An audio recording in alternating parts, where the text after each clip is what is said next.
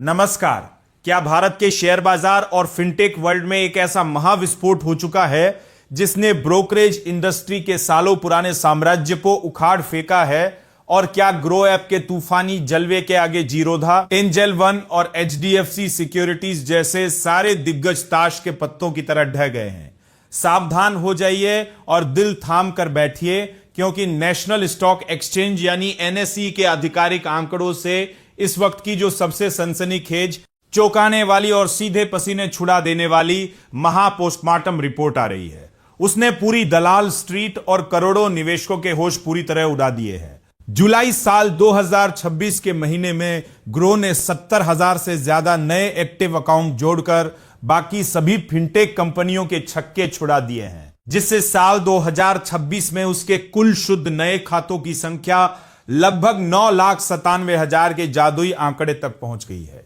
आज के इस विशेष बुलेटिन में हम ब्रोकरेज इंडस्ट्री में मचे इस महासंग्राम और बड़े बड़े दिग्गजों के धराशायी होने का ऐसा लाइव पर्दाफाश करेंगे जो आपकी आंखें पूरी तरह खोल देगा। इस वीडियो को भूल कर भी एक सेकंड के लिए भी मिस मत कीजिएगा, क्योंकि आज हम आपको जीरोधा के घटते खातों, एंजल वन की खस्ता हालत और अपस्टॉक्स व एचडीएफसी सिक्योरिटीज में मची भगदड़ का वो कड़वा सच बताएंगे, जिसे जाने बिना अगर आपने अपना डीमैट अकाउंट चलाया तो आप बहुत बड़े बदलाव से अनजान रह जाएंगे। दोस्तों, ब्रोकरेज इंडस्ट्री में आए इस महाभूचाल का गणित समझकर आपके रोंगटे खड़े हो जाएंगे। जहां पूरे देश में जुलाई महीने के दौरान 8,000 एक्टिव कस्टमर कम हुए हैं और कुल एक्टिव खातों की संख्या 4,55,00,000 रह गई है, वहीं जीरोधा जैसी दिग्गज कंपनी को लगातार भयंकर झटका लग रहा है। देश की दूसरी सबसे बड़ी ब्रोकरेज फर्म जीरोधा ने अकेले जुलाई में करीब 38,700 एक्टिव अकाउंट गंवा दिए हैं और इस साल 2026 में अब तक वो कुल मिलाकर करीब 89,700 एक्टिव खाते खो चुकी है। एंजल वन की हालत भी बेहद खस्ता है, जिसने जुलाई में मुश्किल से सिर्फ 286 नए खाते जोड़े और इस साल अब तक उसके 1,24,000 एक्टिव यूजर्स पूरी तरह गायब हो चुके हैं।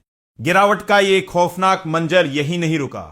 अपस्टॉक सिक्योरिटीज ने जुलाई में 26,400 एक्टिव अकाउंट खो दिए, जिससे इस साल उसका कुल नुकसान 2,17,000 खातों तक पहुंच गया है। एचडीएफसी सिक्योरिटीज ने जुलाई में 9,169 खाते गंवाए और इस साल उसके 1,14,000 यूजर्स कम हो चुके हैं। हालांकि इस तबाही के बीच आईसीआईसीआई सिक्योरिटीज ने थोड़ी राहत दिखाते हुए जुलाई में 21,30,000 एक्टिव खातों के साथ 10,000 नए खाते जोड़े हैं।